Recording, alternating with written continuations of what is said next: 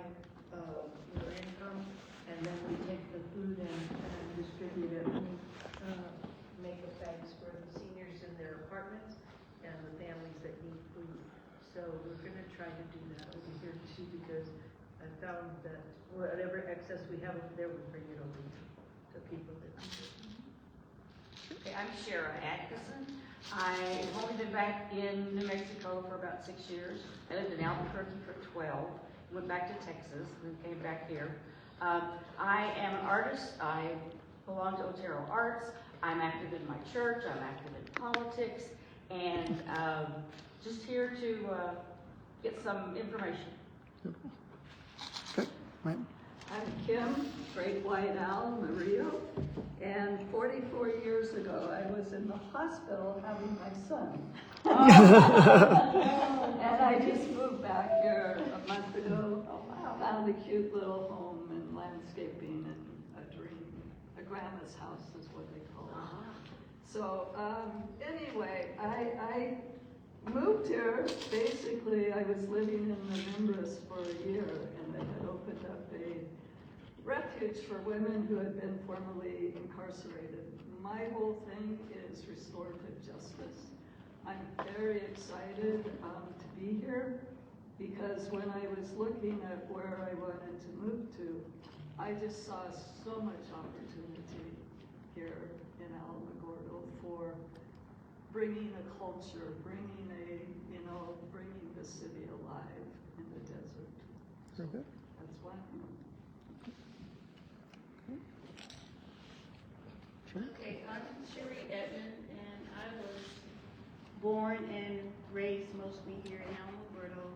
I left during my mid-teens, ended up in Oakland, California, where I spent most of my adult life.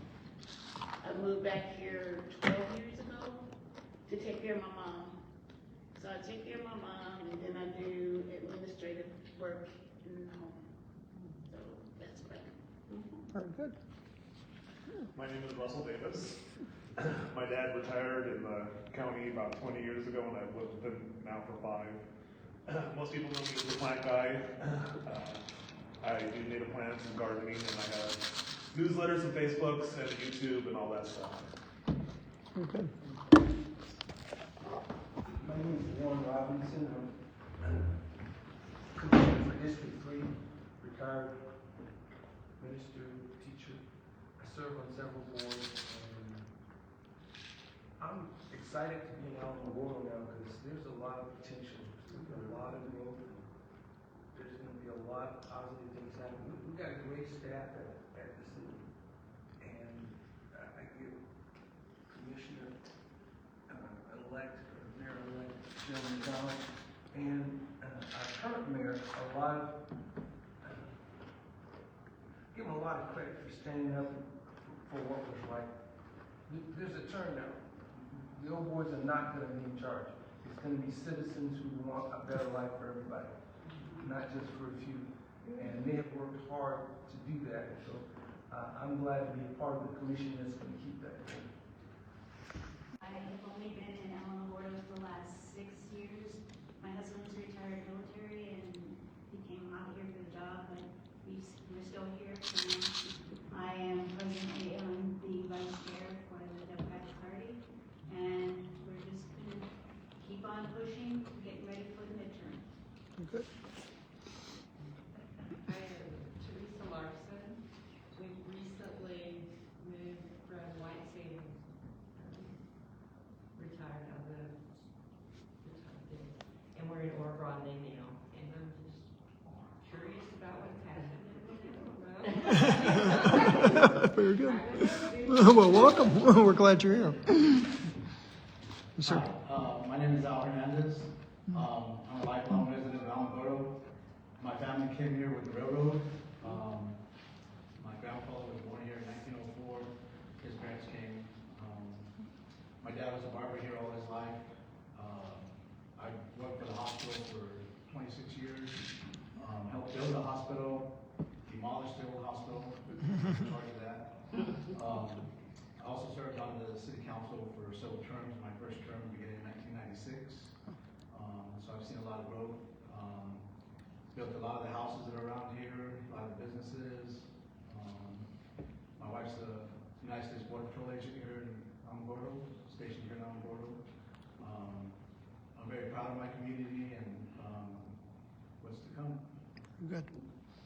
And Hi, I'm Tom Krejci. I retired from a career in the Air Force and settled on the Sunspot Highway about 20 years ago. My interest here is to learn. Every time I come to an event like this, I meet more people, I learn about more organizations, all the interrelationships. My niche or my bailiwick is data, and those kind of questions I'll ask tonight will be data and how we can use it to help make better decisions. beautiful. Okay, so appreciate everybody participating. The goal here, of course, is to better educate. There was an editorial recently in the print newspaper that disturbed me in the fact that it outlined some goals for the new mayor, but it made it sound like the new mayor had authority that is really not vested in the position of the mayor. And so that kind of had discussion with several people in the community, and we decided, let's start a series of forums and let's talk about what are, for this first one, what are the actual roles and authority of the mayor? What are the roles and authority of the city manager, of the commissioner, and how do they interact with citizens, and how can we better interact with citizens on a go-forward basis? So to begin with, I guess the expert of being a mayor would be the young lady that's sat there for 4 years. Chris, are you Yes. live streaming on Facebook or what? On Facebook, yes, sir. On the town news site page. I don't want it too close to me. It looks funny when you're on it. So I guess the biggest thing about being the mayor in a city like ours is we are a manager commission form of government. So when you watch shows like it's my favorite show, Law and Order, or you see things going on in Los Angeles or Chicago or some of these bigger cities, or Albuquerque even, the mayor is basically the city manager. That's basically what they are, because they're what they call a strong mayor form of government. We are not a strong mayor form of government. We're a manager commission form of government. So in this position, I'm one of 7 commissioners. So why do you have a mayor? Well, the mayor represents the city at events, right? I used to joke that we just rode on floats, but which that was before I was ever in politics. We used to joke about that. But I sign all the legal documents. The bad parts, right? If we get sued, my name is at the top of the lawsuit. If we have to sign a settlement, my name is at the bottom of the settlement. If we sign contracts, I have to, I don't know, is that a good example? Yeah, I guess that is a good example. Ordinances, I sign all the ordinances. So I'm sort of the legal arm in terms of the commission, I guess, the legal representative. I don't know how you describe it. But the biggest thing to keep in mind is we are not a strong mayor form of government. So, I get a lot of, well, the mayor should be able to do, no, it doesn't work that way. It just doesn't. And so, and that's why, people call me and they think I can get this stuff done, and I can try to get this stuff done. But if it's something that requires a vote, it takes 4 votes. I don't get to make that decision, and I never would want to. I wouldn't want to be in that position. First of all, they don't pay me enough to be in that position. And second of all, I think that we as an elected body, the commissioners certainly are elected to represent their district.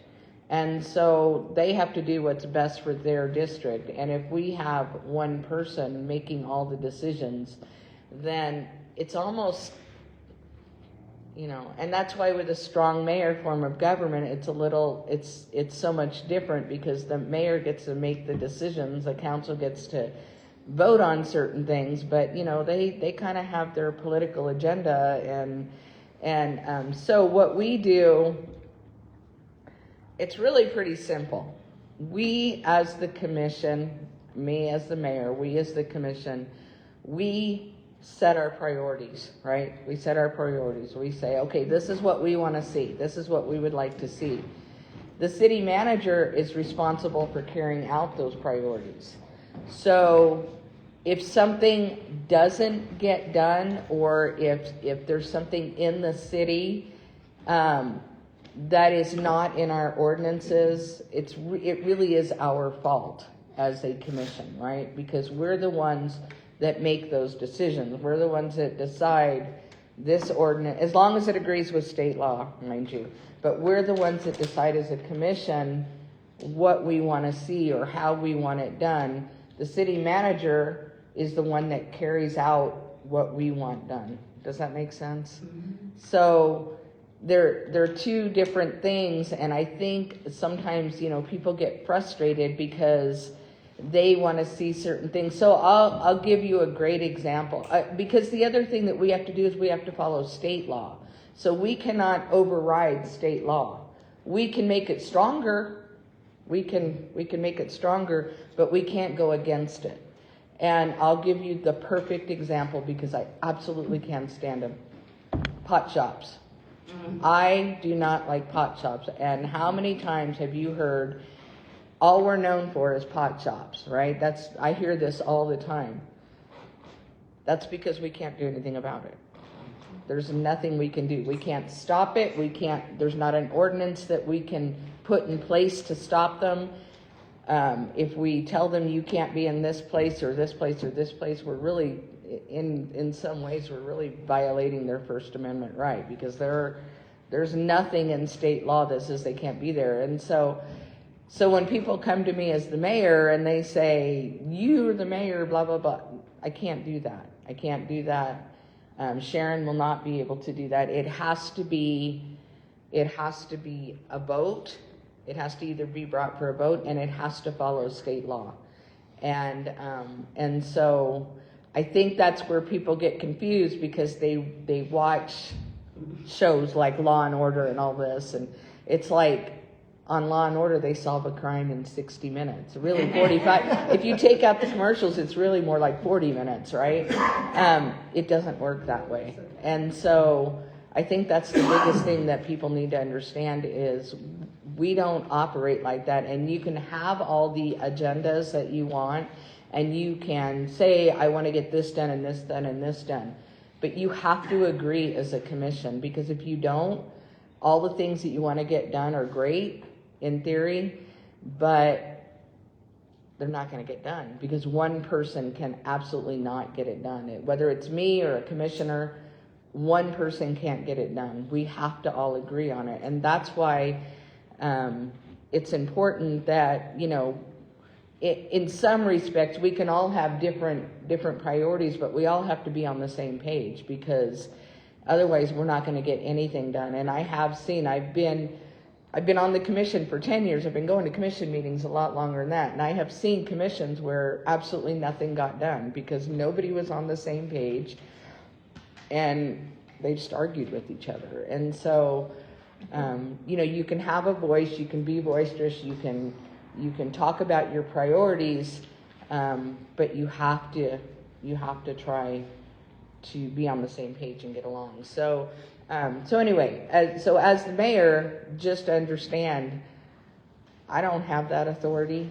I just don't. And the other thing I always say is the wheels of government move slowly sometimes, and they move very slowly sometimes, but they do get done. A great example is New York Avenue. Everybody thinks that took way too long, when in actuality we got it done 8 months early. But what they don't understand is we didn't just slap some stuff and some pavement down. I mean, there was infrastructure underneath, right? There was all this infrastructure underneath. That infrastructure was really old, and it's like a spider web underneath there, and no telling where those pipes went, and right? And he knows, yeah. And so you know, the other thing the mayor does is they take a lot of heat. And so, trust me, I got a lot of phone calls, a lot of messages, a lot of texts, a lot of, you guys can't even get this done. You're trying to kill business, blah, blah, blah, blah, blah. And so, you know, there's a lot of pressure. There's a lot of pressure. So what I try to do is I try to educate people. I try to make them understand, well, you're talking about infrastructure that's, you know, 60, 70, 80 years old, whatever. And back then there were no standards. I mean, there were just no standards, right? The water pipes went wherever, and the job now was to try to figure out where these water pipes went, how to reroute them, and all of that took time. And so you see things on like social media about they make these that they think are funny jokes about how, you know, the city took so long, or Main Street or whatever took so long, but they don't understand, right? And I caught a lot of that, and I'm okay with it, because I'm like, whatever, you guys are embarrassing yourselves. But you know, it's another layer to it, is as the mayor, even though I don't have a lot of control over it, I get a lot of the heat for it. And like I said, I'm okay with that. My family, not so much, but I'm okay with it. So yeah, I mean, there's a lot to it. But I think what's that? Oh yeah, well, absolutely. It's my favorite part. I am also the liaison for Holloman Air Force Base.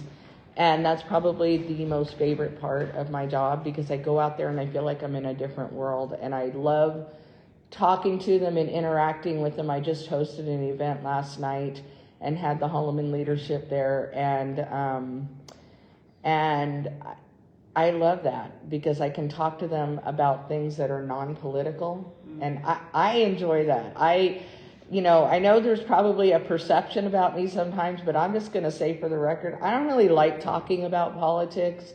I really don't. I have my core beliefs. I have an ideology that I believe in, but I also love talking to people that don't think the same as me and don't believe the same as me, because that's how I learn things, right? I can't understand other perspectives until I talk to other people, right? Because I do recognize that not everybody thinks like me or understands this, and I get all that. And so that's why I like going out there, because I can talk to them about other things. But I am the liaison for the military, and yes, I do ride on floats. And by the way, I don't like riding on floats. I feel like a sitting duck up there, and I keep telling them I will walk, just let me walk, and they will not let me walk. I do not. When I tell you I don't like riding on floats, I'm telling you I am not comfortable up there at all. But I have one more to do next weekend, and then I'm done with that too. So yeah, I do a lot of that as well. Did I miss anything? Yes, and so she's right. See, she has to remind me. I do a lot. The other thing is, and this is the sad part of it, is when we have a tragedy in the city. A year and a half into my first, well, let me back up. 6 months into my first term as a commissioner, I know Al remembers this, we lost an officer. And that was tough, because this was an officer that used to ride the bus home with my daughter when they were in grade school. And that was a hard one for me, because I was like, I knew this kid when he was really a kid, like 9 years old, 10 years old, and he was killed in the line of duty, and that was hard. When he was killed, it was 42 years, I think, to the day since we'd lost an officer the last time. To the day. I know, crazy, right? And almost 6 months to the day after I was in office. And then after I became mayor, a year and a half after I became mayor, we lost an officer again. And it was really hard for me, because I did fight really hard to get these officers raises, because I really believed that they needed them. And if you remember, we got a lot of pushback from some commissioners. It wasn't easy to do, but we got it done. And just a few short weeks later, we lost an officer. And so that was a really hard one to deal with. talking to the media, talking to the governor's office, talking to, you know, all these people, and trying to show some kind of sitting with a grieving mother. Her son was in the hospital, and Stephanie and I actually rode down to El Paso and spent 12 or 13 hours down there, and before they took him off life support. And that was hard because I just, you know, I didn't know what to say, right? I'm a mother. My son served in the military, and I can't imagine what that's like to be, you know, anyway, so that was hard, and I had to, you know, try to show some professionalism.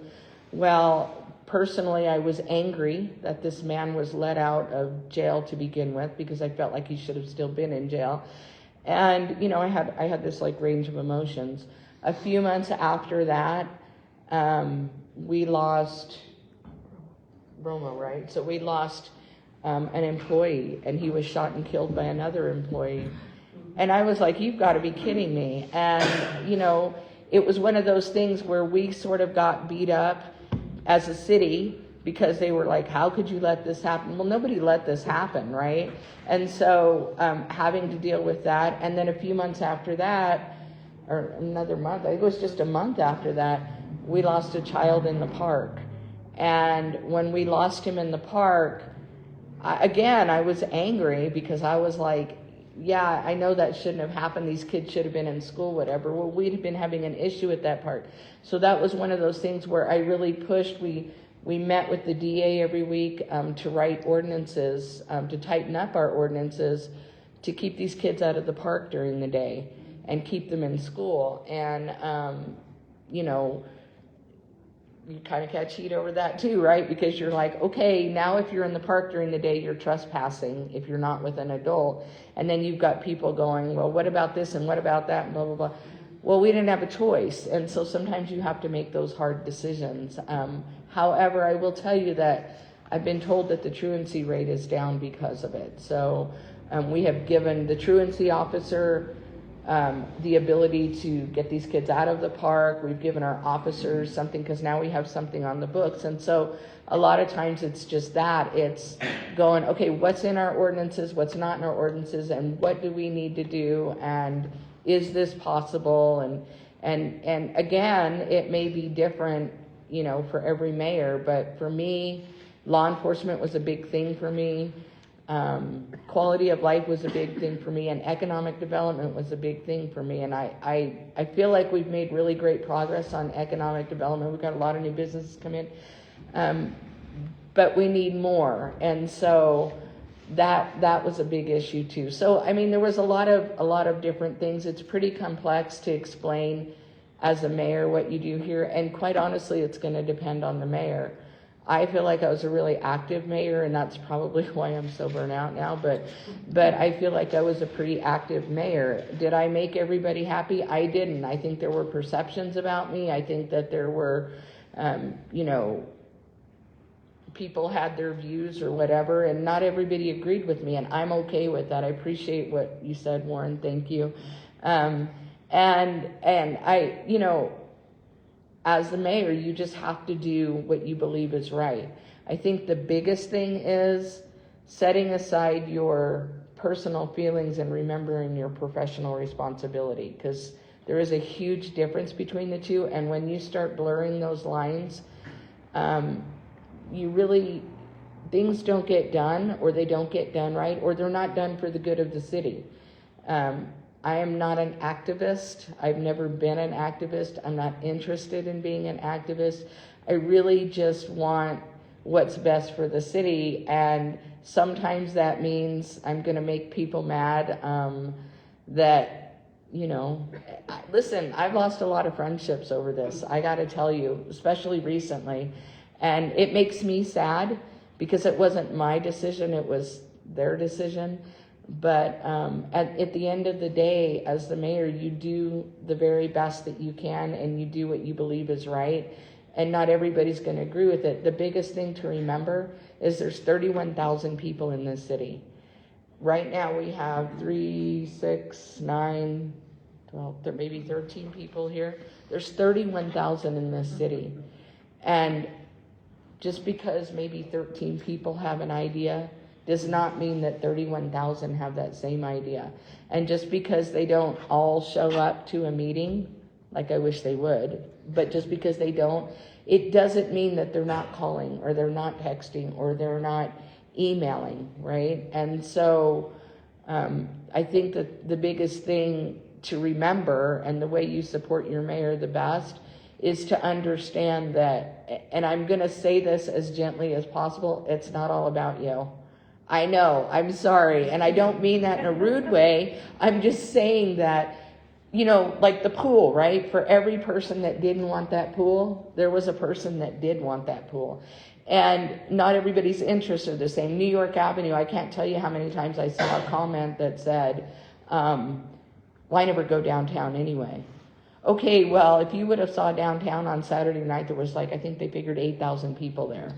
So that means 8,000 people go downtown, right? And so we have to sort of look at it like that and go, okay, maybe you don't understand why we've spent this money, or maybe you don't understand why we haven't done X, Y, and Z, but understand that there's an entire population out there, and we represent every single one of them, the ones that agree with us and the ones that don't. And when you're trying to make 31,000 people happy, it can be tough sometimes. So, and that's just in the city. Trust me, we kind of get it from the county sometimes too. So anyway, I hope that kind of helps you to understand. I think I got everything. You're the head of the commission meetings. The what? Head of the commission meetings. Oh, well, yeah. You do know I'm head of the commission meetings, right? You know, and I guess that's worth pointing out that I am. So I run the meeting. I don't set the agenda. It used to be when I was first elected, they did this agenda review that the mayor would meet with them. And, you know, I did that a couple times, and I'm like, explain to me again why we're doing this. Because nothing got changed. It was like, okay, this is what we're doing. So, but yes, I do set the agenda and I do run the meeting, and I can tell you we're taking out public comment tonight, or we're extending public comment, or whatever. So the mayor does run the meeting. And, you know, it doesn't seem like an important thing, but it is, because you have to have control of that meeting. If you've ever been to a meeting where things were out of control, right, you understand. So I can be kind of a pistol in some meetings, and I know I can, but I've also been in meetings where things have gotten way out of hand, and I'm like, yeah, not on my watch. We're not doing that. So, I believe everybody should express themselves. They have a voice, but I also think that we should respect each other.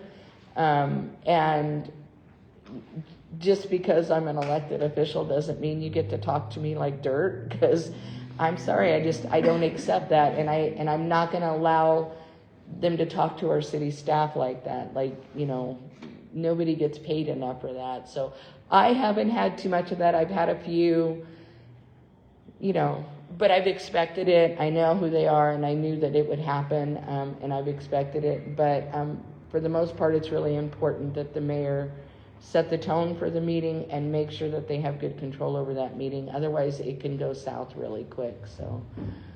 Now did I get everything? Okay. I'm like, what do I do? I don't know what I do. Anyway, thank you. Can we pass to Dr. Hernandez? Yes. And allow her to.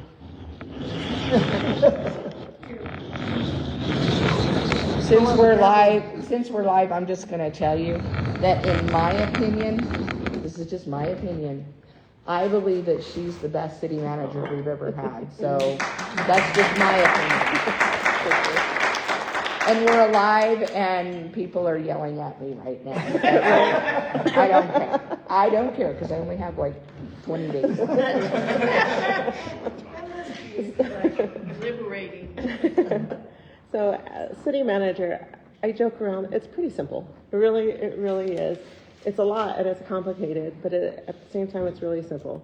The city commission sets the vision for the city of Alamogordo, and in every one of our job descriptions, we are to enforce the city ordinances, policies that the commission passes. That's really, when it comes down to it, that's what we do. The city manager is the only employee of the city commission. They cannot go over and fire any of the staff. They shouldn't give them any direction. It should all flow through the city manager. Every city manager does it different. Some want you to go strictly to them. Some want you to speak to directly to the directors. Depending on the situation, you know, I kind of take it both ways. Sometimes just hear it from one of my directors because you're going to get it secondhand information and you're going to have 100 more questions and I'm going to be like, okay, let me call you back and get down to the details. But really what I love about the city manager job is no 2 days have ever been the same. Ever. You know, we have 37 divisions under 10 different directors. It's a balancing act between being the liaison for the commission to this is what the commission wants, this is what you have to do, agree with it, don't agree with it, this is our job. And then on the other side, you know, staff is working really hard. I am very, very proud. I'm like a mama hen, I always tell them. I'm extremely proud of the team that we've built. I think I've hired 9 of the 10 directors, and it's such a phenomenal group of people that really do believe in following the ordinances. They do not believe in special favors. You know, I talked to the mayor and the commission. Hey, if you don't like what we're doing, change the laws. Don't make staff break them. Right. You know, and it's that simple, really. We have some old ordinances, and I can tell you firsthand, the other day I was like, I just want to give somebody a yes, because it is no fun being that person. It's like, no, the ordinance says you can't do it, but the ordinance says you can't do it. And sometimes I was like, I just want to say yes. I want to be the good guy, but I'm also not, I'm not afraid of being the bad guy and having those hard conversations, whether it's with the commissioner, whether it's with staff, or whether it's with citizens, whether it's contractors, whether anybody, business owners. Sometimes you have to have those hard conversations, and anybody has kids, you know that those conversations, those 5 kids have prepared us for those hard conversations. And, you know, I really enjoy what we're doing, but at the end of the day, what it basically comes down to is the city manager is over the staff. They are the only employee of the city commission, and the job is simple. You follow the rules and ordinances that the city commission passes. That's really what it boils down to.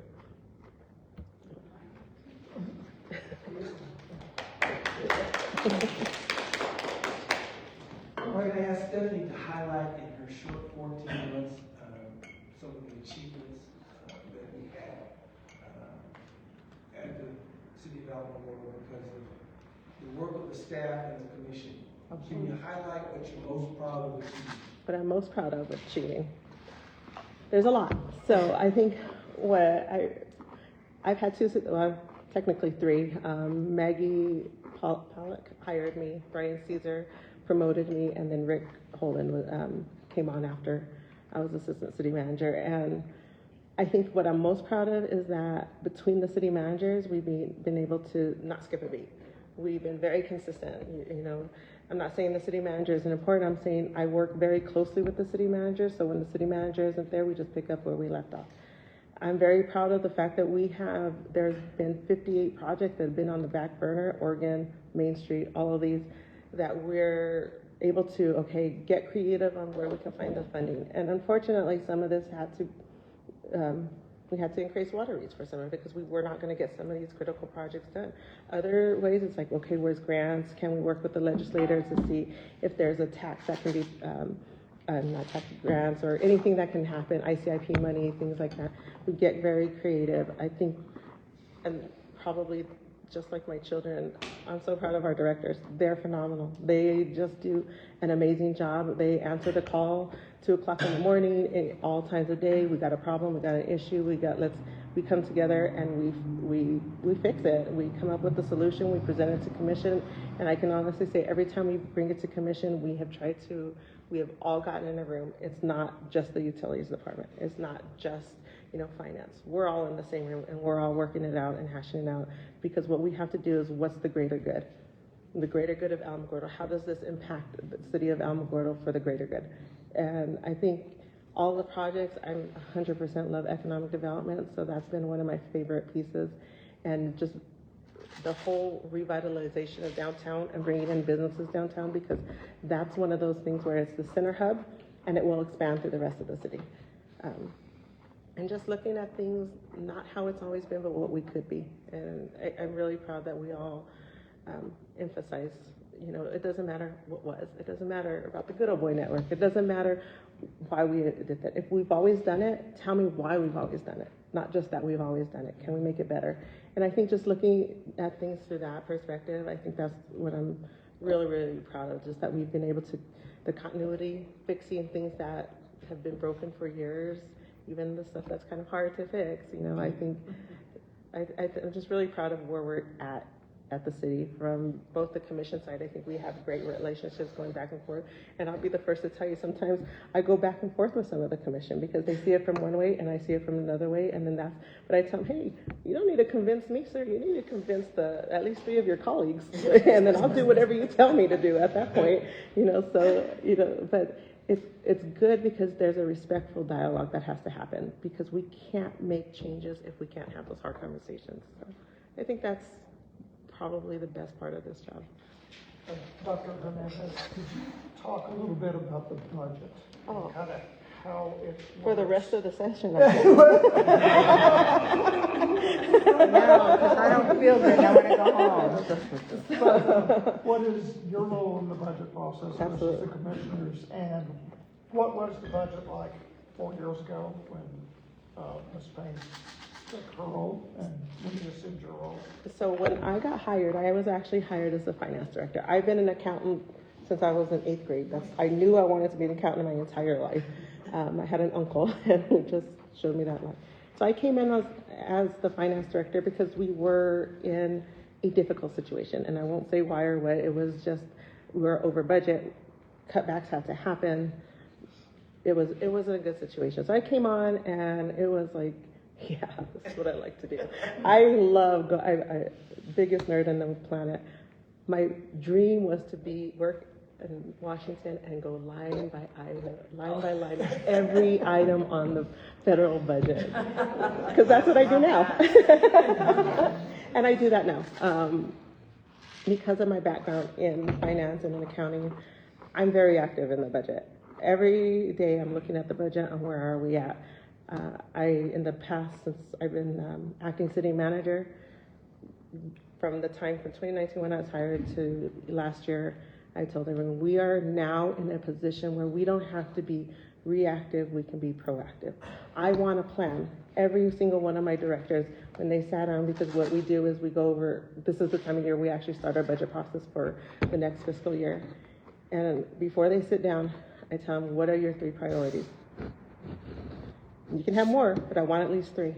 And I was like, okay, now we're going to go line by line on all of your budgets, and those priorities better be reflective in your budget, because that budget tells a story of what the city's priorities are. And we have to sell that to the commission to see if, or they can change it what are their priorities? So, and this year is exactly the same thing. We're going to present those priorities in front of the commission so that the public knows this is what our priorities, instead of just here's a blank budget and this is what we're doing. Here's what we focus on as the priorities, and the commission controls the budget. Really, the commission belongs to the budget belongs to the commission. So this is what the city sees, because we're the boots on the ground. We're the ones talking to the citizens. These are the priorities. This is how we're allocating the funding. If they see something different, at least they know this is where we're doing it, and they can say, we don't care about that. We want X, Y, Z, and so we'll change the budget to reflect that. I believe that it needs to be transparent. A budget should tell the story. That's it. It's a story. It's nothing more than a story. Here's how we're funding this, what we're going to do. And I could talk all day about the budget. I can tell you everything about the budget. But truly, budget is probably, nothing gets done without the money. And you know, that whole follow the money, that's 100% an accurate statement, because follow the money to see what the city commission voted on, to see what the priorities of the city are. So. And can you shuffle money? No, so to an extent, sometimes you can. So if it's a general fund, that's where the majority of our departments are funded. That's where you can shuffle the money and say, okay, we're focusing more on public safety. We're going to put a little bit more into a real-time crime center. If we've allocated $100,000 to a department, sometimes we can shuffle among that department. They thought they were going to do more travel. We're going to focus more on X, Y, Z. But we are funded by taxes But and still property within taxes. that account. Within that account. So we are funded by taxes, and every tax has a purpose. General fund is the only flexible money that the commission can say we can spend it over here, we can submit it over there. That's where we can do it. Everything else is dedicated to roads, infrastructure. Everything has a place, and we cannot commingle those funds. We cannot say, you know what, we're going to take that money for streets and we're going to put it to raises. We can't do that. It's very specific, and DFA checks us every time, and we cannot go over budget. If we're even 1 penny in the red, they will call us and it's like, where are you going to get this 1 penny? So we check that budget. Like I say, I'm in that thing every day. We take at least once a semester, once a month, we take a resolution to the commission, and that's where you see where we're at. This next fiscal year, we're going to do it every meeting, so that there's even more transparency and more where they see, because really, like I tell the departments, it's not your budget. It's not planning and zoning budget. It's not the police budget. It's the commission's budget. They need to know what we're doing. Pass down to Sharon.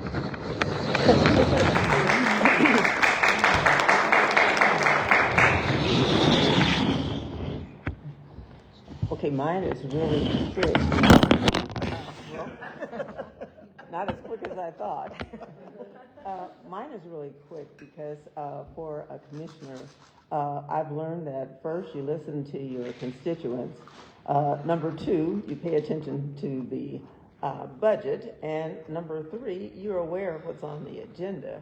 And you read the agenda so you can know how you are going to vote. And you wait to listen for different opinions that could actually sway you, because sometimes you're thinking one way, but when you actually get more of the information, you're able to make a more sound decision.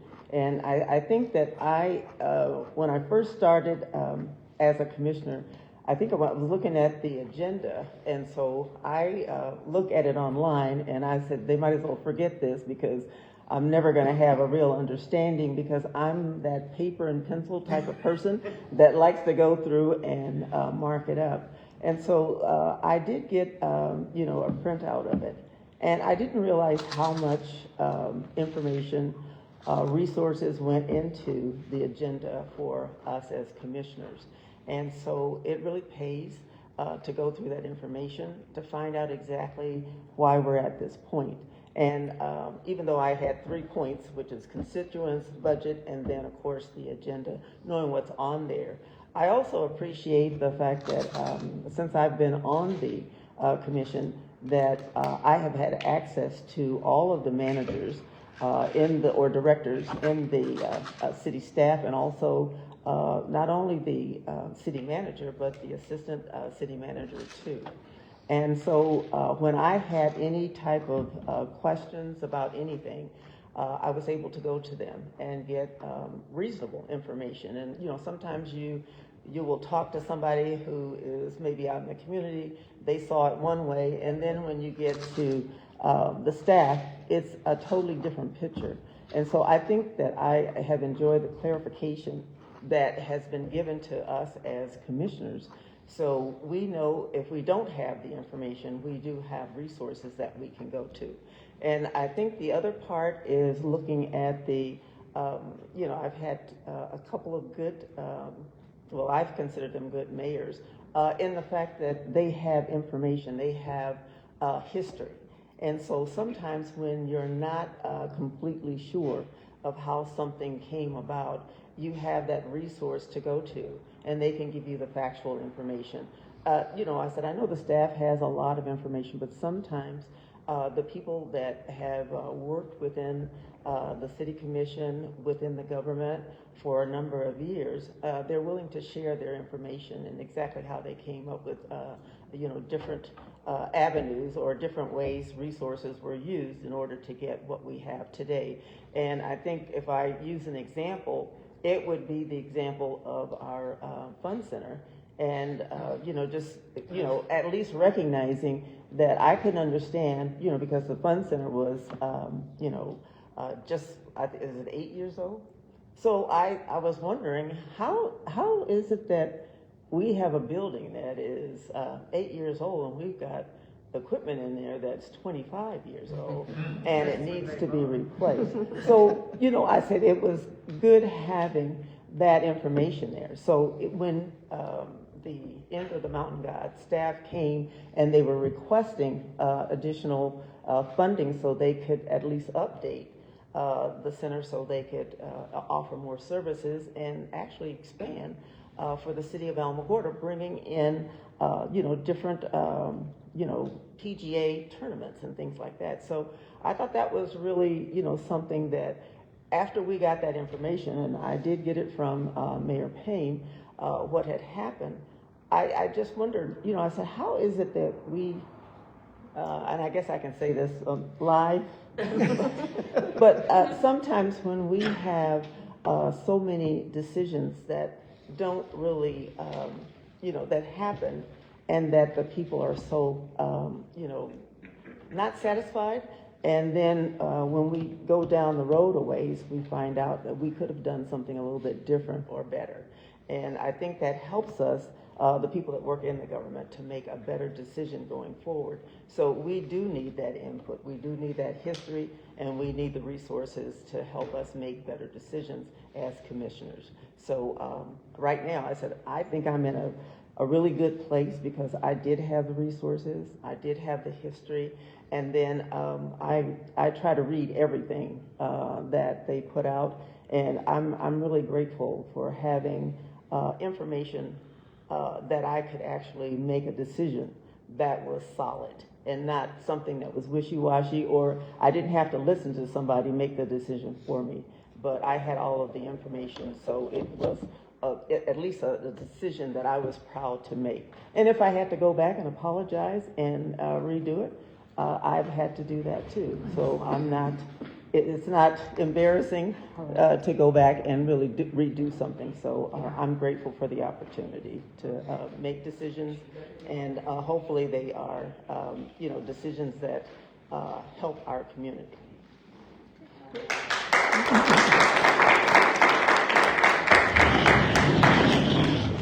So I'm going to ask a couple of questions, and I'm going to ask you guys to participate and think of some positive questions on our city leadership, and of course on as we move into 2026, how we can all work together to champion a very good transition of Mayor Payne to Sharon.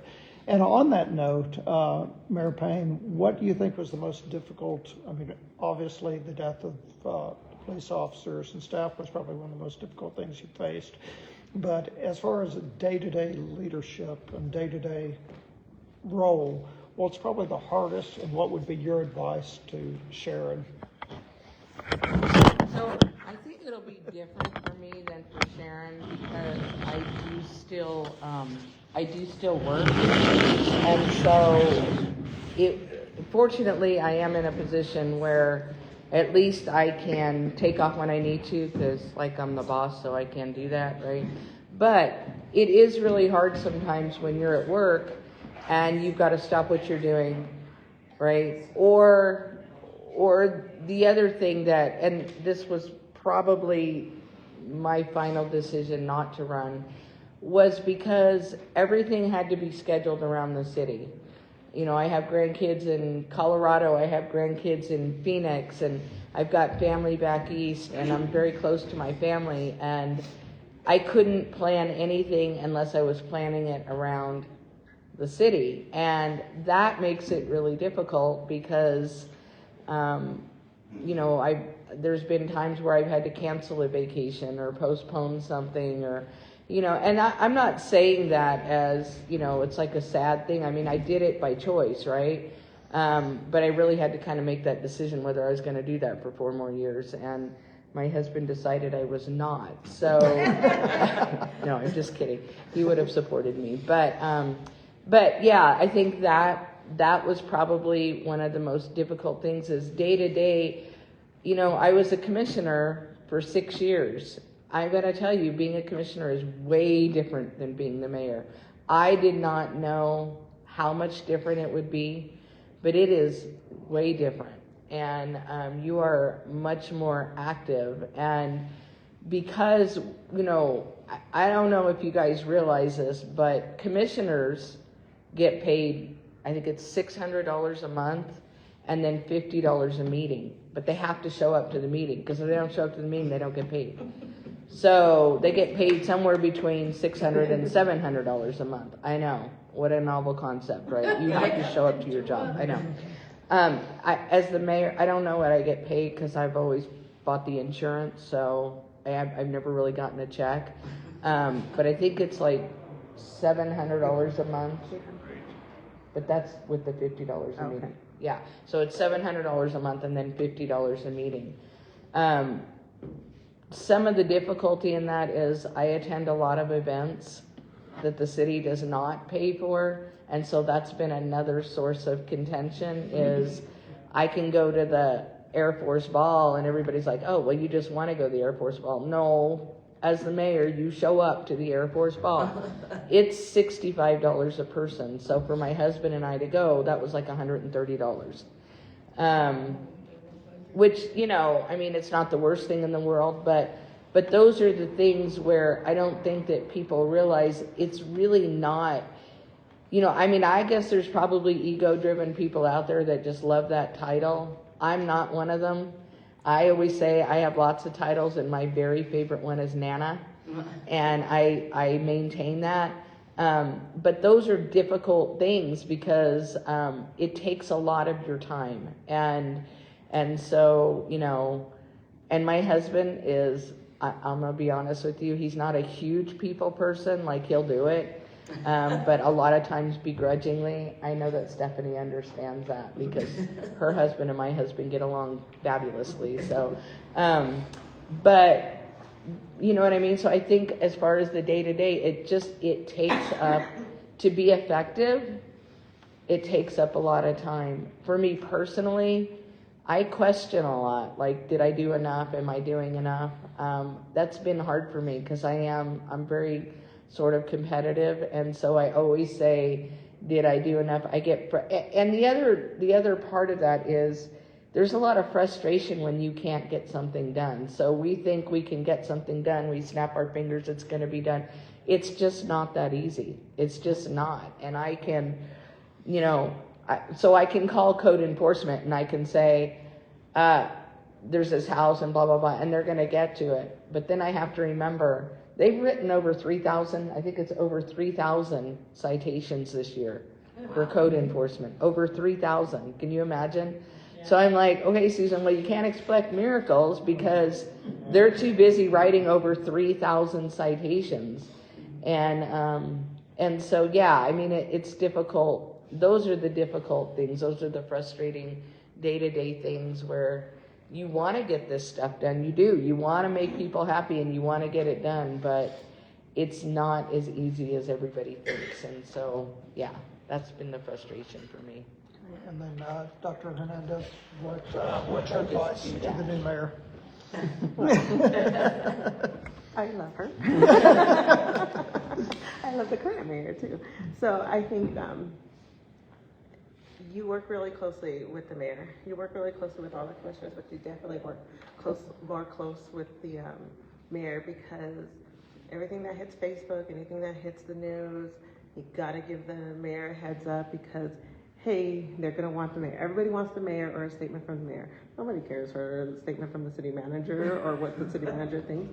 So my job is to make sure that the mayor has all the information they need. If I see an issue coming, it may be an issue, it may not be. It might be one of those information overloads, but I just don't know what's gonna hit out there. So working with Sharon, we've worked together now for 6 years. And so same concept is just constantly making sure that all the commission, because at the end of the day, I want all of them to have the best information. It's just the immediate conversations happen with the mayor, and then the report later usually goes to the commission that's saying, hey, this happened, or we're in the middle of this. But it's just constant communication and always being willing to have that dialogue back and forth. You know, if there's an issue, you got to pick up that phone. Doesn't matter if it's 2 a.m, 10 o'clock at night, or mid-afternoon. Weekends don't matter. You know, the city doesn't stop on the weekends. So I think just always, and Sharon's phenomenal, just like the mayor is, at answering their phone. If a constituent calls, they answer the phone, they bring it to the city. So I think that we're in a good place as a city. The transition isn't going to be difficult because they're both already doing it. they're both doing it. So. Very good. Okay, so questions, feedback, comments? Does anybody in the audience? It was very interesting because I didn't realize all that was involved or not allowed in being mayor or city manager. So that was interesting and I appreciated that, thank you. And I want to tell you too, that I'm so proud of you in the infamous sanctuary city for unborn. Oh, God. You two said no. Everybody else said yes, but you two stood up as women and said no, and I appreciate it. You know that brick wall and you just want to beat your head against it? That was one of those times. Yes. You know, and you know, you mentioned that was difficult for me. Yeah, because you said personally that. speaking, I completely disagree with any, I'm 100% pro-life. I've always said that, and I'm not ashamed of that.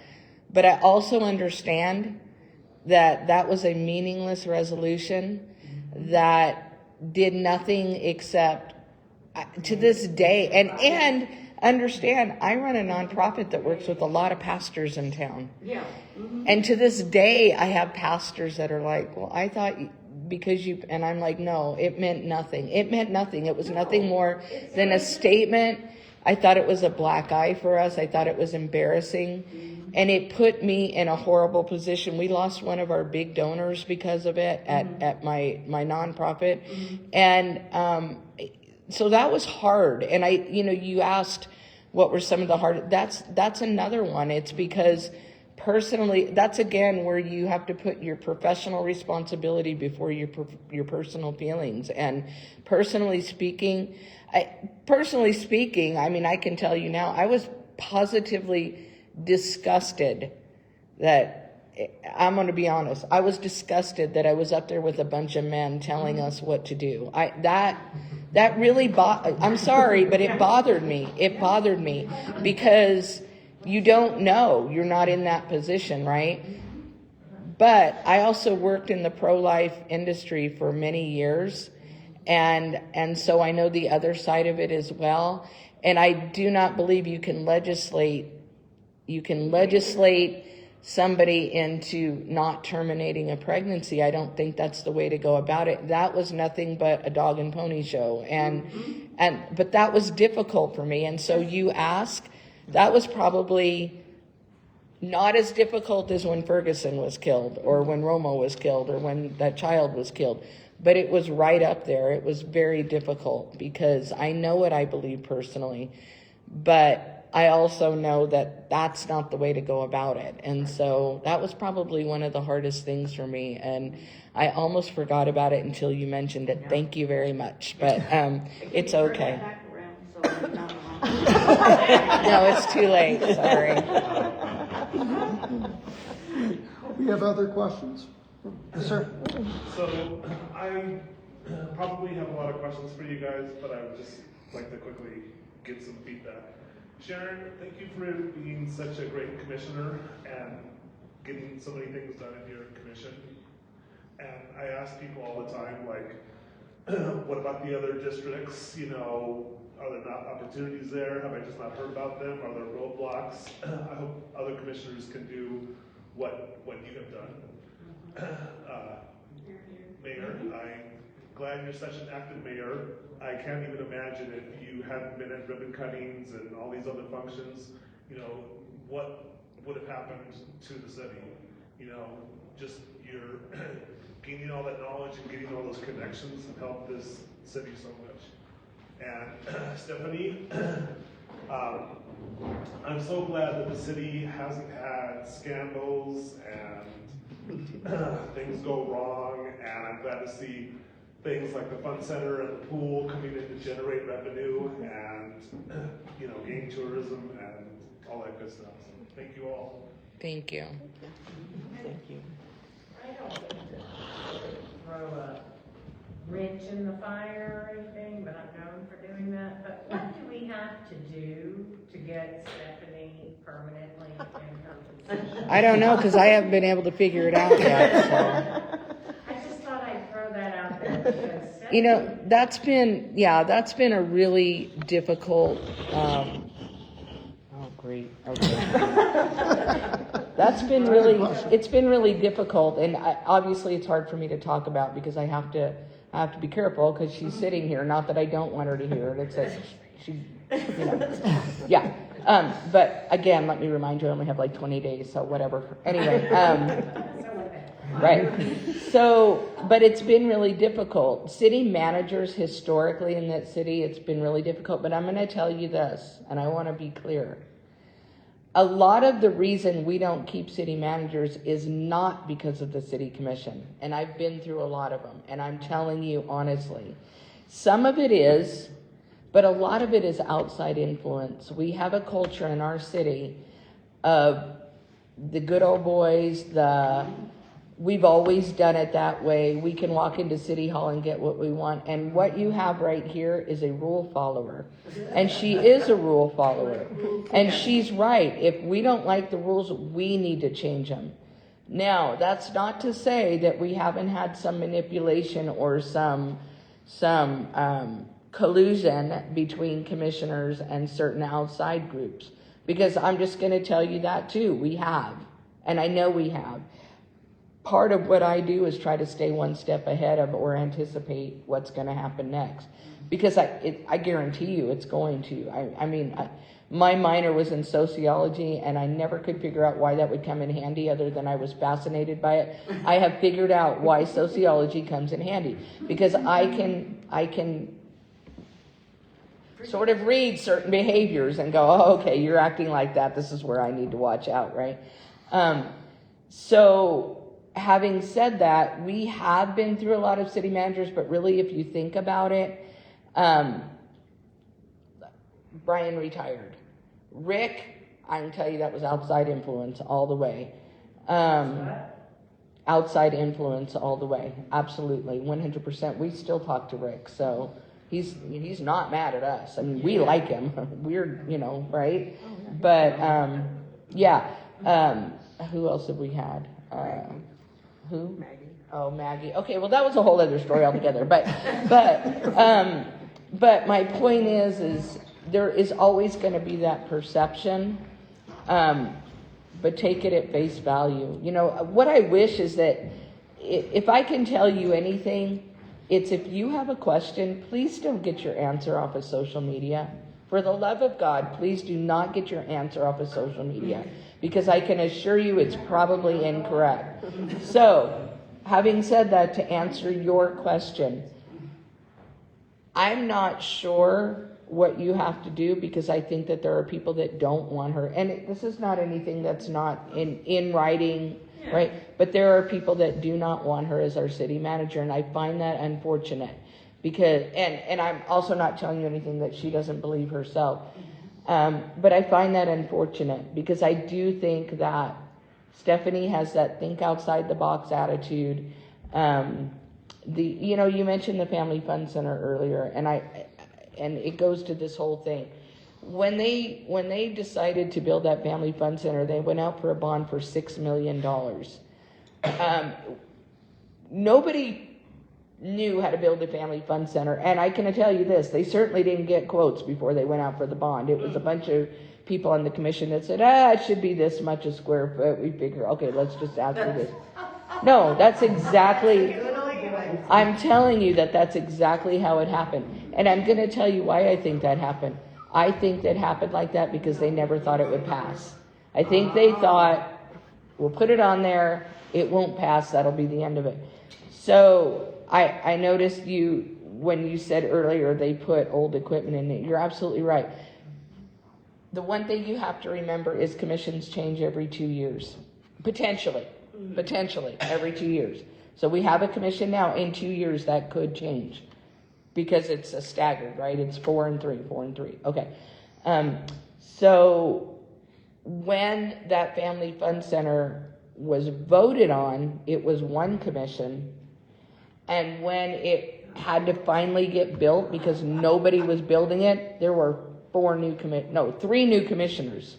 There was myself, Richard, and then at that time, Erica Martin. So we had 3 new commissioners.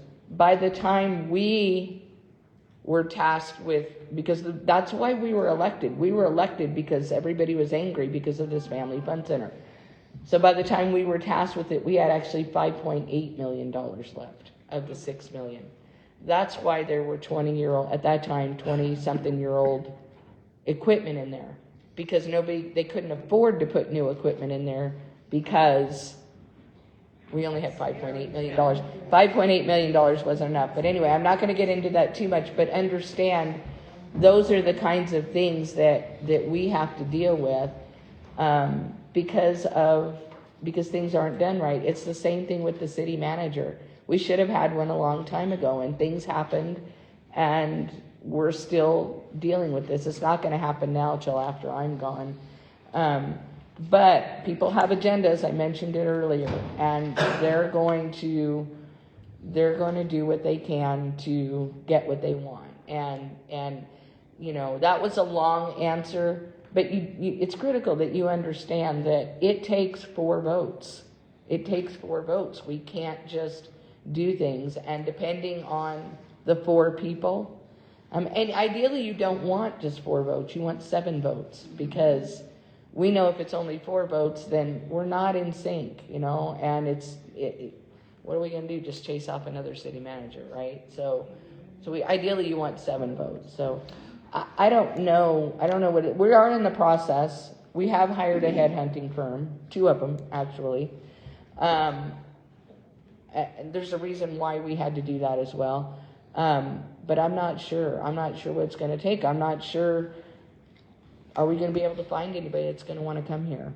The more nonsense they see on. So you got to remember, what are people doing when they're looking for a job? Oh, Alamogordo, I never heard of it. Let me look. They're Googling. Well, I guarantee you Google's taking them to Facebook. Mm-hmm. So then they're going to read all this stuff about Facebook, right?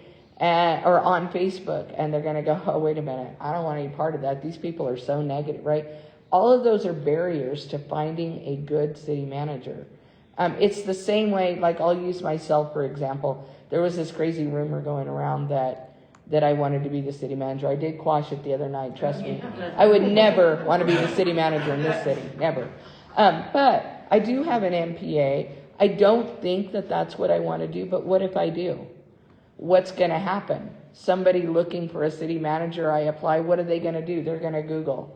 And they're going to see all this stuff about me. And depending on what it is, it could be really problematic for me. And you know what I mean? And it may stop me from getting a job. It's okay because I'm older now and I don't really have to have the job. So, but it may stop me from getting a job. It's the same thing. These are all barriers, and that's why I say I feel like we have the best city manager, certainly in my time on the commission and my time sitting in the audience watching. I feel like she's the best city manager we've had, and I'm frustrated because she's a rule follower. They don't like the rules, so there's people out there that are going to stop that, and that's disappointing to me. Yeah, no, it's disappointing to me, it is. So I'm not really sure. I mean, I can't totally answer you other than to explain to you what has taken so long. So there's been sabotage. I mean, I'm not going to lie. There's been some sabotage, and we've had to start over, and you've got to do things right, because if we don't do things right, we're going to end up being sued. And so anyway, yeah, I just, yeah. Joanne? This is for you. I was wondering, what is the process to call a code blue? So that we need someplace to put people that have no place to go. So, yes, so we looked into that, I believe, last year. A code blue would have to go really in front of the commission to give the city manager or whoever the authority to do that when needed. Like making an ordinance or a rule? Yeah, it'd be a direction to city manager. Not everything has to be an ordinance or an actual policy. It could be direction, but one of those, it would have to be direction or something on the books from the commission as a whole, because you got to have 4 of them at least to make that decision. So how do you get that on the agenda? Dr. Martin, I mean, so really to get anything on you explain what a cold blue is? Okay, cold blue is when the weather gets really cold, and cold blue is you open up a warming station to allow those who aren't housed to be able to go into a facility for their safety. And so to get on an agenda, it has to be sponsored by the staff. You can always go for public comment. That's not a dialogue back and forth. You have to speak you have to have it sponsored, is what I call it. That might not be the appropriate word, by a staff member, but really by a commissioner would be the best bet to get something. Because usually what staff brings forward is operational items. Anything that requires something more than that, it's in the best interest to get a commissioner on board and sponsor that. And then, again, like I say, then it's up to y'all to convince 4 of them. So. And commission meetings are only once every 2 weeks, sometimes 3 weeks, You don't know if depending. that's gonna be the cold time. Mm-hmm. Yeah. Right. So, what if the county was to call a cold blue? How does that affect? Then the county would be the one to open the facility. Okay. They would have to have a facility to open. If it was the National Guard building, yeah, that's what I'm saying. If it was the National Guard building, is that county or is that city? It's neither. It's federal, I believe. It's federal, Oh, yeah. that'll work. Yeah, no, it's neither one. It's federal. It's Yeah. like, Yeah, it's so- military. Well, yeah, but the governor is in charge of the National Guard, so. Yeah, no, I guess it's Yeah. state then. Yeah, it's she state. would call it. That's Yeah. your state. Yeah, that's Yeah, otherwise we go to Holloman and that is federal. We Yes. wouldn't be Right. able to. Right. Okay, so, Thank you. Evan, did you? Howdy, y'all.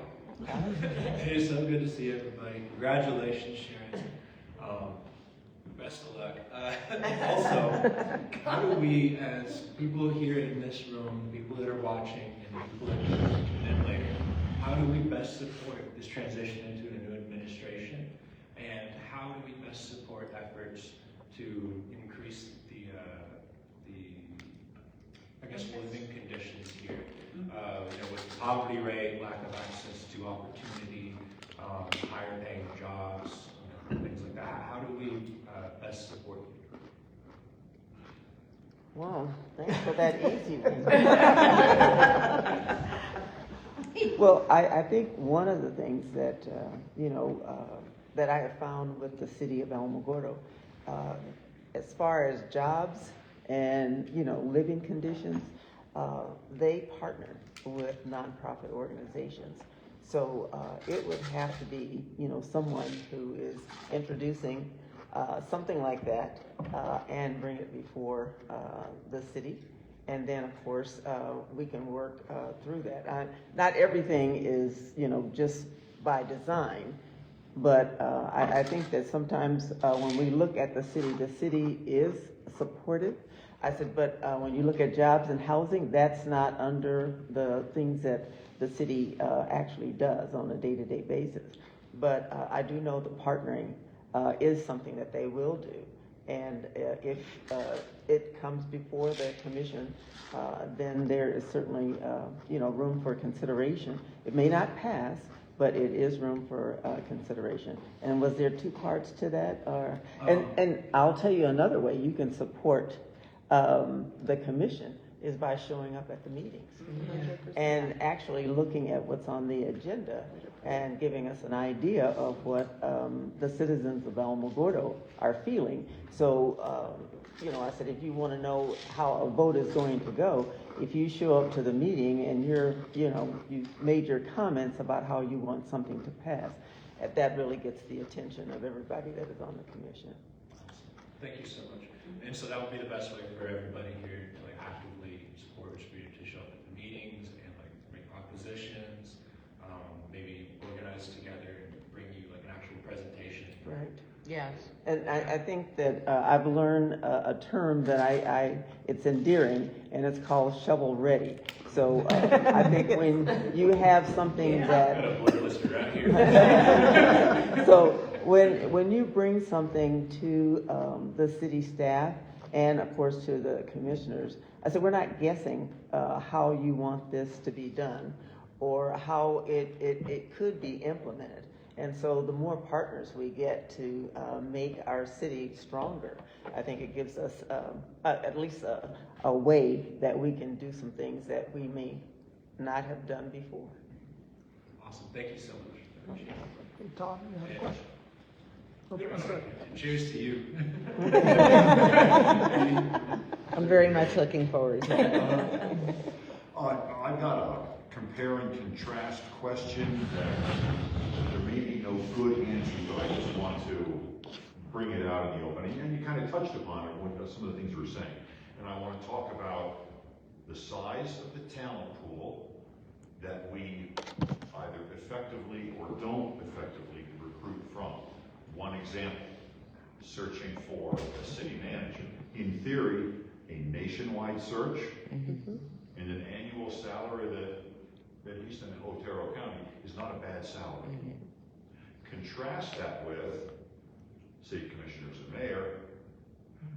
It can't be a nationwide search. You live in the district. One, your talent pool is much smaller. Two, the attractiveness of the salary is such that maybe realistically the only people that can serve as commissioners are those that are independently wealthy by other means. I don't mean billionaires, but pensioners, retirees, etc., not that age demographic. Discuss strengths, weaknesses, what's possible, what's impossible. For the role of commissioner. So let me kind of just give a big answer to that first. Remember, we're tax-based, 100% tax-based. We're not growing. The city of Alamogordo has not grown in 10 years, maybe 1,000 people. That's problematic. With the increase in prices, that means our money's going, it's not going as far as it once did. So big picture, to answer, the housing question, the wages question, all of that, we have to grow our city. We can't keep depending on the same group of people to keep funding the same operations. And when things are decreasing, then that means salaries are usually the first one. I mean, it's the biggest part of our budget, but it's also part of one of the first, we can increase with private industry sometimes. And so that, I think, the key to a better Alamogordo is we do have to grow. And sometimes that's a nasty word for people because, we don't want that outside competition. But really, the only way to grow is to be inviting to contractors, to businesses, to citizens, be inviting to them, to give them something to come here and grow. That's the only way we're really going to get to the point where we can start having more partnerships for housing and better salaries. As far as a nationwide search, absolutely, I think it needs to be a nationwide search. But as the mayor alluded to, there's a lot of on social media. You have to find the city manager that's not worried about keeping 4 commissioners happy all the time, but is rather invested in what the city of Alamogordo as a whole is going to do. I'll let you guys answer the rest of that. Well, just so you know, we are doing a nationwide search, and we actually have raised the salary cap. So both of those have already been done. And as far as the housing, listen, like she said, we're funded by taxes, right? So, for example, when you see things on social media or whatever that says, oh, this business closed down and that business closed down, that's not a city issue. That's a consumer issue, right? If you want those businesses to stay, you have to go spend money at those businesses. And you can only do that so much. Melrose, I remember that was like, oh no, Melrose closed down. What's happening in our city? Have you ever been into Melrose? I mean, I can tell you what's happening. I went in there a couple times. I wasn't going to go back. So businesses are consumer driven. Those businesses pay taxes. Those taxes are used to fund our city. So the answer to that is you have to spend money. And like she said, when you haven't grown. So what is the solution? Well, we started with a water infrastructure project. Well, how does that help, right? Because everybody's like, oh, that just raised our water rates. And it did, you're right. But we can't even support, like if we wanted manufacturing, we have to be able to support that with our infrastructure. Our infrastructure was so bad we couldn't support big manufacturing even if we wanted it. Because that was a vision of mine, was to get manufacturing in here. Maybe some distribution, although that's a little bit harder. because we don't even have a rail stop here, right? So it's a little bit harder, but we can have manufacturing here, but we can't support it. So, yeah, and so that starts with our repairing and replacing our water and infrastructure. We think, we've had this discussion, we've got all these new businesses that actually are coming in. We believe it's because we're investing in our city. And for the first time in many, many years, that's happening. And when outside people, so in terms of economic development businesses, if you know how that works, they have what they call site selectors.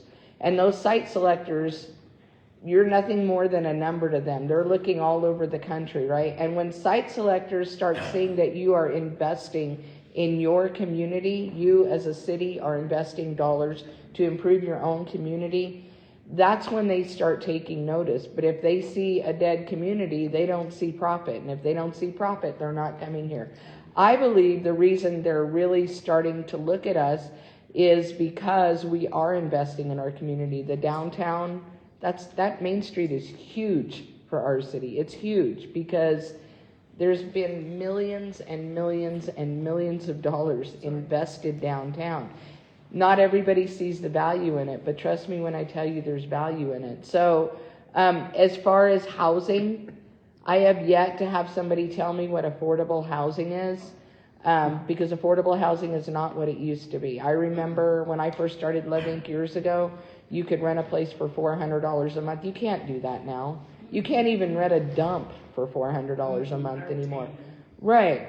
I do want you to know the reason there was two reasons I first ran for city commission. One of them was because I tried to get a transitional living center set up here in Alamogordo, and I went before the city commission.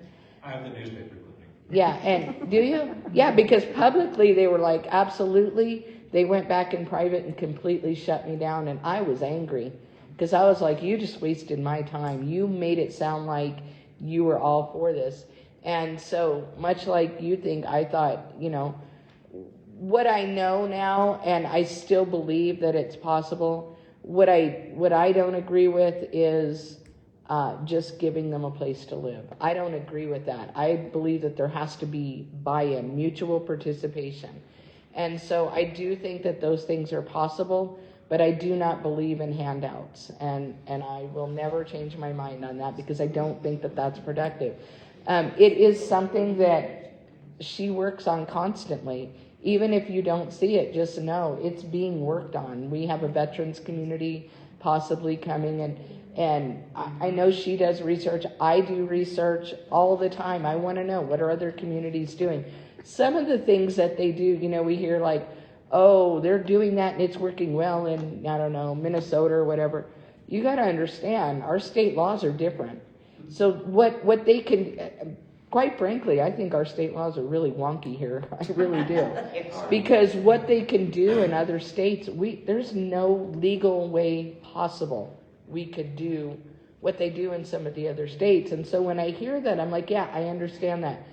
But when I say we're not Chicago or we're not whatever, I'm not saying that because I'm dismissing what you're saying. I'm saying it because you don't understand. We can't do that here. Legally, we can't do that here.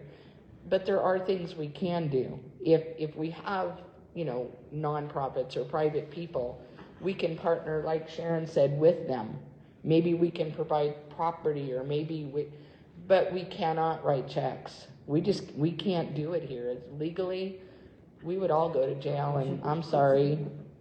I want to help the homeless too, but not a backlash, right? So anyway, I hope that kind of answers like both of your questions, but we are doing a nationwide search. We have upped the pay. We are looking. I think we have a lot of barriers here.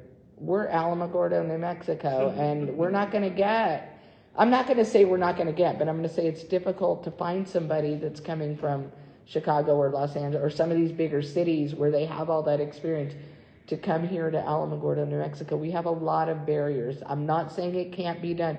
Rick Holden was phenomenal, and I'm sad that he's gone. I truly am.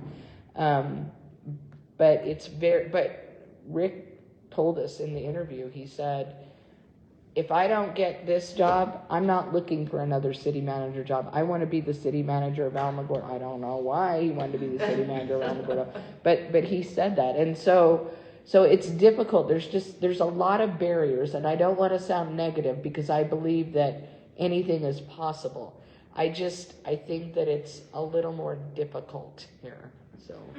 And I think just regardless of who the city manager is, if it's me or I think to support that initiative, you have to be willing to have those hard conversations, but agree and not politicize and weaponize the problems against the city manager. Rick is phenomenal. He was a city manager for 40 years. And he wasn't the type of city manager that went 2 years here, 2 years there. He retired from city management. He knew how to city manage. But the problems are when a city manager makes an unpopular decision, and I've seen it going back, then the powers behind the scenes, not necessarily the commission, it's those outside influences start to weaponize those decisions. And sometimes it becomes a very conflicting. And rather than I tell them, I've never heard anything, that's your weapon. Come to the table. I'm very reasonable. We can compromise. If there's any gray area and we can compromise, let's work through this issue together for a better tomorrow. But what I'm seeing is there's a lot of, we didn't like that decision, so we're going to get rid of the city manager. And that's really what has happened for the past 10 city managers. Because it's always happened that way. It always has. We don't like you, and we're going to plot to get rid of you. And so, yeah. Thank you for talking about city manager. I just want to say with regard to city commissioners, look at the last election, a lot of them ran unopposed. So we're having Tell me about it. Whether it's recruiting or encouraging or civic engagement. 4,000 people voted, 4,300. And that was a lot. That was a lot for this election. I was impressed. Yes, go ahead. I just have a quick comment since we're talking about Rick. And what are the statistics like? It's been 9 city managers in the last 10 years or something like that? No, it's not that bad. I have probably lasted the longest as an acting city manager than most of the city managers if you take my acting in 23 at this time. So I know staff in Tularosa and Cloudcroft, and they have turnover. The Cloudcroft has had turnover in the mayor, and then like the village clerk, and Tularosa, they have problems holding on to the police departments. I don't ever want to see that happen in Alamogordo, and I hope that there's been safeguards put in place to stop what's been happening with the city managers, stuff, and so thank you. Yeah, I wish there was. I will tell you this: when I was first elected back in 2016, I would walk through the halls of City Hall, and I'm a people person. I just like people. Like I'm fascinated. I want to hear their stories. I want to talk to them. And I would walk through the halls of City Hall, and all the staff had their head down like this. And I'd be like, "Hey, how's it going?" And they'd be like, "Fine." And I'm like, "This is so weird to me. Like, what is going on here?" Well, I found out later that the city manager at that time, who was an interim, directed the staff not to talk to the commissioners. And I was like, "What?" That is so weird to me. And, and you have city managers like that. You do that. They're so worried that the staff's going to tell them what's really going on that they direct them not to talk to him. This one, I could be in City Hall. She's busy. She don't have time. She's just like, yeah, go talk to the staff, whatever. Like, because there is more transparency in City Hall than I have ever seen in my time on the commission. Nobody's worried about what somebody's going to say. And I will tell you that this staff is more enthusiastic than I have seen in a long time. And so everybody seems to work well together. And, that's not I'm not trying to bolster anybody. I truly feel that way. I've seen a lot of changes. I've seen a lot of differences in my 10 years. And I feel like City Hall is in the best place that it's been. Is it perfect? No. But when you're talking about 400 staff members, all these departments, all of these things going on, I think it's pretty sad that people think that we're supposed to have perfection, because there's no way. There's always going to be something. Of course there is. Why wouldn't there be? I can't imagine You know, I can't imagine everything going smooth all the time. You're going to have hiccups, but I call them learning opportunities. And so that's, you know, like Sharon said, she's learned a lot. Some of those are just opportunities that we've had, right? Where things haven't always gone well. But, and it doesn't help when you have people on the outside in the political community that for their own personal reasons want to dog our city. I'm like, stay out of our business, man. Just mind your own business, because quite frankly, we're doing great things, but the power of social media is huge. And if you don't think so, I can tell you it is. That's why I said earlier, if you have a question, call somebody. Don't get your answer off of social media, because I guarantee you it's like being a Google lawyer, right? I guarantee you it's going to be wrong, or it's going to be, you're going to be misinformed. Like the mayor is saving the city manager position so she can take it. That is asinine to me. But man, that traveled like wildfires, and I'm like, wait, what? That never. Was on Facebook? Huh? That was on Facebook. It was on Facebook. That's what I heard. I heard that. And man, it traveled like a wildfire. And I'm like, are you kidding me? Like, who would? No. And it's also illegal. Yeah, it's illegal. It is illegal. There is a governmental code of conduct. So I couldn't take a job in this city for a year anyway, even if I wanted to, because I could get in a lot of trouble for that. And so, but I promise you, as God is my witness, I do not want a job in the city of Alamogordo. I promise. Not for the city anyway. But yeah, I mean, social media is powerful, and if I can encourage you with anything, it's to use it for good. Use it for education. Don't use it to malign somebody or you know, a personal agenda. Don't do it, because you're hurting good people. And this is one of them right here. I really am a good person, I promise you. And I have been hurt more by social media, and I'm like, I don't even know what y'all are talking about, you know, and so, you know, use it for good. Use it to educate people. Use it to encourage people if they have a question, because people will put something on social media that they'll never call me and ask me to my face, right? Happens all the time. I'd rather somebody call me and ask me. I answer my phone. I answer my phone on Saturdays and Sundays. You know, unless I'm busy, and I would rather somebody just ask. And if you want to support our new mayor, do the same thing. Don't put it, and tell other people, don't put it on social media. Or if you see it on social media, just say to them, why don't you just ask them? Why don't you just call and ask? Because, you know, it does no good for our city. It's really a destruction to our city to do that kind of thing. So, anyway. Why don't we, if anybody has any more questions, we'll do closing comments. So I'd like to start with Dr. Hernandez, and then Sharon, and then we'll end with Ms. Bain. Overall, for the better of the city, I think everybody needs to have input. Staff, on a staff perspective, we are the boots on the ground, and we speak to the citizens. So we speak to the citizens in our respective areas. So, you know, Parks and Rec, talk to the people of Parks and Rec. You know, we have our little silos.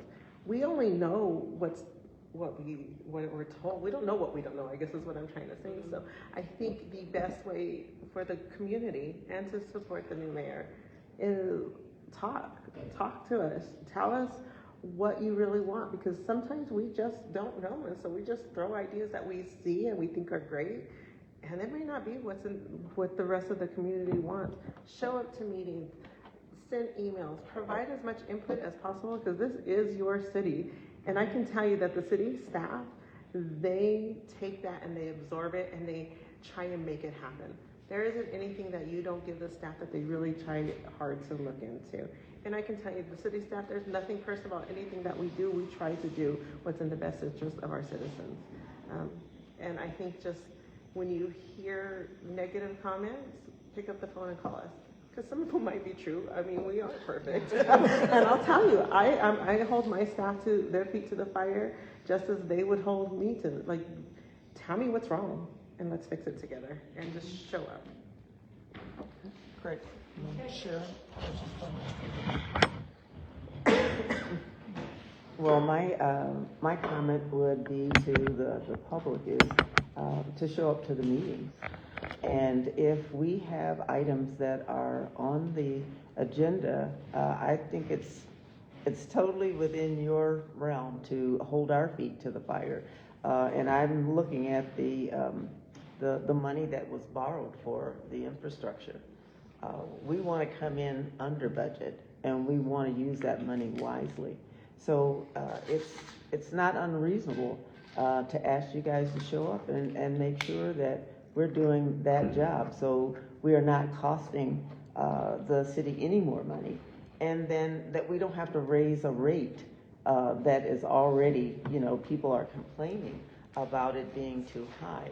And we want to be able to meet those, meet the standards that have already been set for us. And I think when they borrowed the money, when you say it's just like running your house, if you only have so much money to complete a project, you're looking for all the ways that you can come in under budget and get the job done successfully. So I think what I'm looking for is the support from the community to make sure that we're doing what we're supposed to be doing. I heard somebody say that they were going to, it was another incident, but they were going to track our voting, throughout our term and everything. So I said, okay, now is your chance. I mean, if we have been elected and we are here to do a job, you can hold my feet to the fire. And, I said, when I don't make it, then you let me know. I said, because we want to come in under budget and we want to make sure that we get the job done. And I'm hoping, in my comment, I would love to have the comprehensive plan so that you are aware of what the city wants to do. So as we meet our goals, we can just tick off that item and say, oh, they said they were going to do this, we have the money for it, or we voted for it, and now it's done, and we can tick that off. So we want to have more successes in the city than failures, and I think that we've got the momentum, and hopefully we can keep this going to make this a better city for everybody, not just for a few people, but for everybody here. Thank you. Okay, go first. Sal. I'm trying not to knock it over. We'll have a cameraman next time. Yeah, I don't really have much more to say. I really am passionate about this city and passionate about what we do, and I feel like I'm leaving it in a good place. I told a group last night that, my decision not to run was primarily family, and I wanted my family to have the best of me and not just the rest of me. And I feel like that they've sacrificed a lot for that. But I do feel like I'm leaving it in good shape, and I would encourage you, just like they did, that show up to the meetings. I mean, people think that we don't want to be transparent, and I'm like, are you kidding? I can't tell you how many times I've said, show up to a meeting, show up, or get on, you can get online too, and that's good. But when your presence, I can name people that were showing up to Mr. Dennis was a great example. He was such an encourager. I saw him the other day, by the way. He's such an encourager, but he showed up to every meeting and was interested. We have people that show up to every meeting, and so they know what the real deal is. And so that would be my biggest encouragement. But I feel like this transition will be easy because Sharon doesn't tend to act on emotion. I don't act on emotion. I really try to use as much common sense and logic as I can. And I know Sharon is the same way. And we do have some that do act on emotion, or, but anyway, but she's laughing because she knows I'm right. But she doesn't, and so I feel like the transition is going to be pretty smooth. And I'm going to continue praying for our city, because I think we deserve better. I've said that a million times. Our citizens deserve better, and a lot of times they don't know that they deserve better. They don't realize, because they've done the same thing the same way for decades, they don't realize that they deserve better, and we can make that happen. So you know, that would be my biggest push, is show up to those meetings, ask questions, and educate yourself. One of my biggest passions is educating people. I want people to understand. You know, you said tonight there are things you didn't know. And I'm really glad that we were able to, and I don't want to say teach, I'm not trying to be belittling, but I'm really glad we were able to educate you. Yes, and make you aware of some things that you didn't know, because I think that's where we as a community can start working together is, you know, we want to educate you. We want you to understand, and I would much rather have somebody call me than, again, I know I'm going to say it again, than put it out there on social media. Sorry, I said it again. But I get so tired of it. It just gets to be so daunting, especially when there are things being said that, quite frankly, people are embarrassing themselves. They really are. And it makes me sad, because I'm like, all you have to do is ask me. If you just ask me, I'll take. And then I try to engage, and then I go, I feel like sometimes I'm doing this, like I'll say something and then I go like this, because I know that I'm, you know, and I'm like, oh, and then I have to decide, and I don't want to do that. I don't want Sharon. I know Sharon probably won't engage as much as I do. I know, because she's not a social media person. But I want people to ask those questions. Hold us accountable. I want to be accountable. I do. I don't want to, you know, just, oh, everything's great. I know Stephanie wants to be accountable. I know she does. But we also don't want the insults and the innuendos and all that stuff. So ask the questions. Support her. I think she's going to do a great job. This is her city. She was practically born here.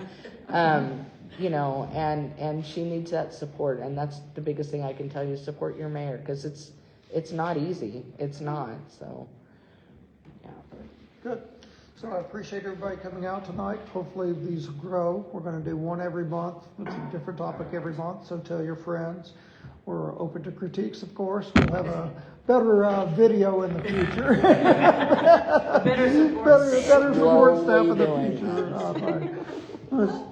My support staff has visitors from out of town, and so that's why my support staff's not here supporting me today. So for these wonderful ladies, thank you.